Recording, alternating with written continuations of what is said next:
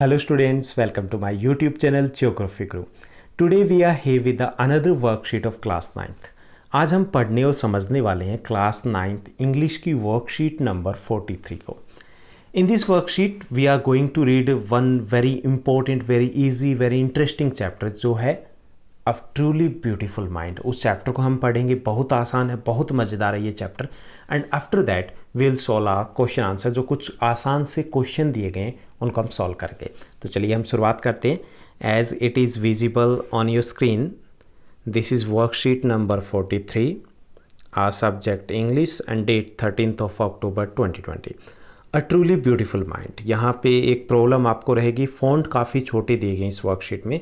So try कीजिएगा कि आप अपनी वर्कशीट साथ लेके बैठें ताकि आपको समझने में आसान रहे. Albert Einstein was born on March 14th 1879. यानी कि उनका जन्म हुआ था March 14, 1879 में in the German city Ulm. Germany का एक शहर है अल्म, वहाँ पर उनका जन्म हुआ था.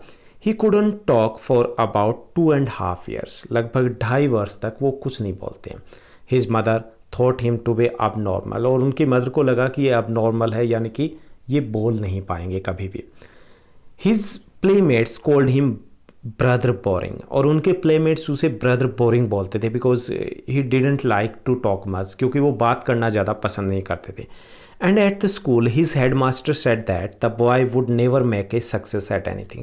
और जब स्कूल में जाते हैं तो टीचर्स भी उन्हें ऐसे रिमार्क्स देते हैं कि तू कभी भी कामयाब नहीं होगा, लाइफ में कुछ नहीं कर सकता. जैसे कमेंट्स कई बार दिए जाते हैं जब हम स्लो लर्नर्स होते हैं, तो उनको भी ऐसा ही एक कमेंट मिलता है.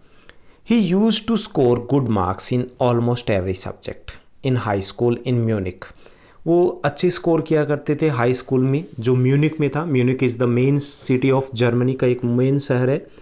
But felt suffocated in the strict discipline of the school. So at the age of 15 years he convinced his parents. लेकिन वहाँ पे सफोकेटेड मतलब उसको अच्छा नहीं लग रहा था, जैसे दम घुटना हो.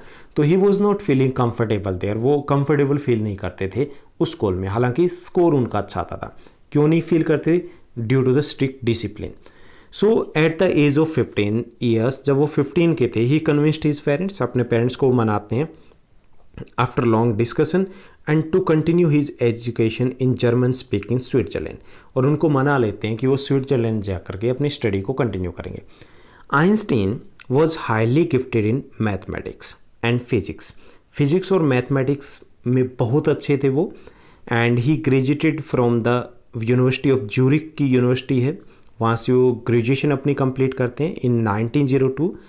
ही finally got a job at technical expert the patent office in Bern that is in Switzerland. तो वहाँ पर उनको जॉब मिल जाती है 1902 में at the age of 23. While doing his job, जब वो अपनी जॉब कर रहे होते हैं, he was developing his own ideas in secret. और वो अपने भी कुछ आइडियाज़ के ऊपर काम कर रहे होते हैं, but it was just a secret. किसी को पता नहीं था कि वो अपने कुछ आइडियाज़ के ऊपर वर्क करें. During graduation he fell in love with a fellow intelligent student Mileva Maric. उसके बाद वहाँ पर ही fell in love with his fellow that was a intelligent student थे जिनका नाम था Mileva Maric. He wanted to marry her. वो उनसे मैरी मतलब शादी करना चाहते थे. But his mother was against as she was an intelligent girl and 3 years older than the Albert. लेकिन उसकी मदर अपोज करती है because she was quite intelligent one. तो उसे लगा कि ये इंटेलिजेंट नहीं है तो शायद मैच ना हो पाए, because her mother was not considering him so his mother was not considering him so intelligent, क्योंकि उसकी माँ उसे नहीं मानती थी काफ़ी इंटेलिजेंट है तो उसके लिए. और second thing is that she was 3 years older then Albert. वो अल्बर्ट से 3 साल बड़ी भी थी. The pair finally married in 1903. और उसके बाद 1903 में उनकी शादी होती है दोनों की. And had 2 sons. In 1905, his papers on special theory of relativity describing the world's most famous formula, it describes the relationship between mass and energy. और 1905 में उनका सबसे स्पेशल जो थ्योरी होती है वो पब्लिश होती है, थ्योरी ऑफ रिलेटिविटी, जिसमें उन्होंने वर्ल्ड फेमस फार्मूला था जो डिस्क्राइब करता है relationship between the mass and energy, वो पब्लिश होता है and he become quite popular at that time, काफ़ी पॉपुलर हो जाते हैं. After few years the marriage become weak. कुछ टाइम के बाद because he couldn't give his time to his family, वो टाइम नहीं दे पा रहे थे तो फैमिली में काफ़ी प्रॉब्लम आ जाती है. And Mileva started losing her intellectual ambition and become a unhappy housewife. क्योंकि Mileva she was quite intelligent one, तो उसे क्योंकि टाइम नहीं मिल पा रहा था, तो that was the issue between both of them. तो ये मेन इशू था. इन 1919 द कपल फाइनली डाइवोर्स्ड. दोनों डाइवोर्स ले लेते हैं after the 17 years of marriage. 16 years of marriage के बाद वो डाइवोर्स ले लेते हैं. And he married his cousin Elsa the same year. और उसके बाद सेकेंड मैरिज करते हैं अल्बर्ट आइंस्टाइन, एल्सा जो उनकी कज़न थी. इन 1915 हम थोड़ा सा पीछे चलते हैं 1919 के डाइवोर्स से पहले. इन 1915 he had published his general theory of relativity. वो अपनी जनरल थ्योरी रिलेटिविटी की उसको पब्लिश करते हैं. It gave a new meaning to the word gravity and an eclipse of the sun in 1919 brought proof that his theory was accurate. Newspaper called his work as a scientific revolution. 1915 में वो अपनी theory को और ज़्यादा detail के साथ लाते हैं और इसने एक नया वर्ड दिया था ग्रेविटी. और gravity it was like that of A scientific revolution की तरह था. ही रिसीव्ड नोबेल प्राइज़ इन 1921 में उनको नोबेल प्राइज़ मिलता है. किसके लिए? फिजिक्स में वर्क करने के लिए. And he was praised for his work all over the world. In 1933, Nazis came to power in Germany. Germany में नाजी हैं वो पावर में आ जाते हैं.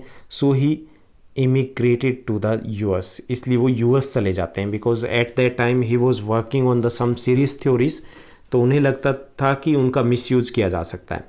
5 years after the discovery of nuclear fusion in Berlin, American physicists were very upset. कि 5 years after, क्योंकि Berlin में भी न्यूक्लियर फ्यूशन को वहाँ पे डिस्कवर कर लिया गया था कि कैसे न्यूक्लियर एटम्स है वो बनाए जा सकते हैं, atom bumps.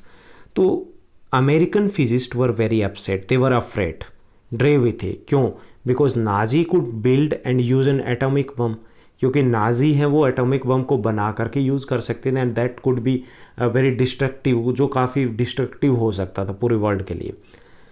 On the request of colleague, he wrote a letter to the American President Roosevelt warning him that a single bomb exploded in port might very well destroy some of the surrounding territory.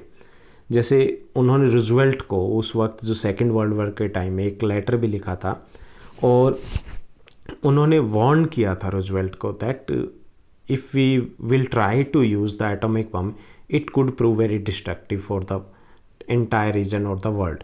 कि अगर हमने atomic bomb का use किया तो वो काफ़ी destructive हो सकता है, शायद उतना अंदाज़ा ना हो उस वक्त. So America secretly developed that atomic bomb and dropped it on the Japanese cities of Hiroshima and Nagasaki. हालांकि अमेरिका है वो सीक्रेटली डेवलप करता है एटॉमिक बम को और जापानीज सिटीज़ हिरोशिमा और नागासाकी के ऊपर ड्रॉप करता है. 1945 6 एंड 9 अगस्त को वो ड्रॉप करता है. And Einstein was very disturbed by the extent of destruction. He again wrote a letter this time to the United Nation to form a world government. और इस बार वो यूनाइटेड नेशन को लेटर लिखते हैं और उनसे रिक्वेस्ट की जाती है कि वर्ल्ड गवर्नमेंट होनी चाहिए. Einstein got politically involve in the next 10 years. और नेक्स्ट 10 ईयर्स के लिए वो पॉलिटिकली भी इन्वॉल्व हो जाते हैं, protesting to end arms build up. क्योंकि वो एक कैंपेन में शामिल होते हैं ताकि जो वर्ल्ड में एक आर्म कंपटीशन चल रहा था उसको ख़त्म किया जा सके. He campaigned for the peace and democracy. This scientific genius died in 1955 at the age of 76.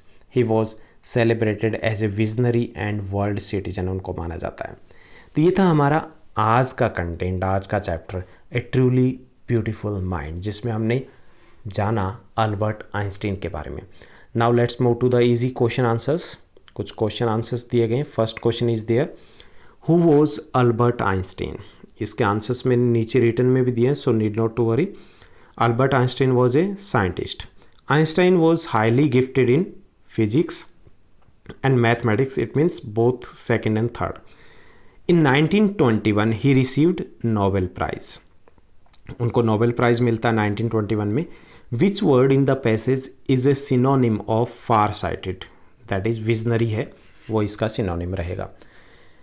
Next question is there E why were the American physicist upset क्यों थे? They were afraid that the Nazis could build and use an atomic bomb, क्योंकि वो उनको डर था कि Nazis हैं वो एटॉमिक बम को बना करके यूज कर सकते हैं, so they were upset. F how did Einstein's theory of relativity prove to be a scientific revolution, जो एक साइंटिफिक रेवोल्यूशन प्रूव हुई थी, कैसे?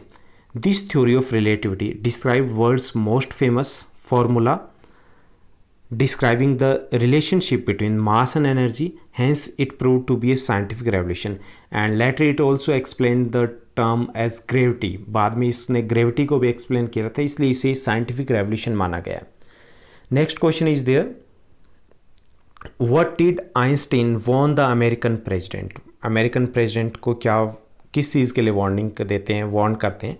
He warned about the destruction that atomic bomb could cause, यानी कि जो नुकसान हो सकता है, डिस्ट्रक्शन हो सकता था, उसके बारे में उनको वार्निंग दी थी।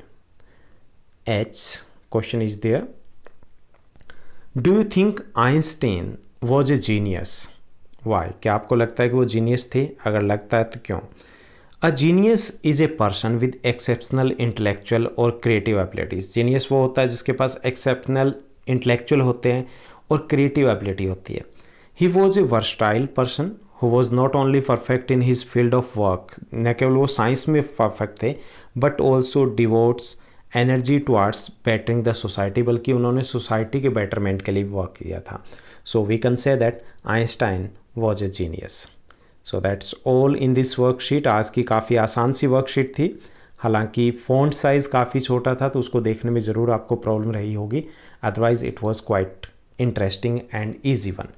उम्मीद ये करता हूँ आपकी स्टडी बेहद अच्छे तरीके से चल रही होगी। ऐसे ही पढ़ते रहिए और हाँ, हमारे साथ बने रहिए, साथ ही साथ इस चैनल को लाइक शेयर सब्सक्राइब भी कीजिएगा और आपके एक छोटे से कमेंट का भी वेट रहता है। आज के लिए बस इतना ही। Thank you, bye bye, have a nice day.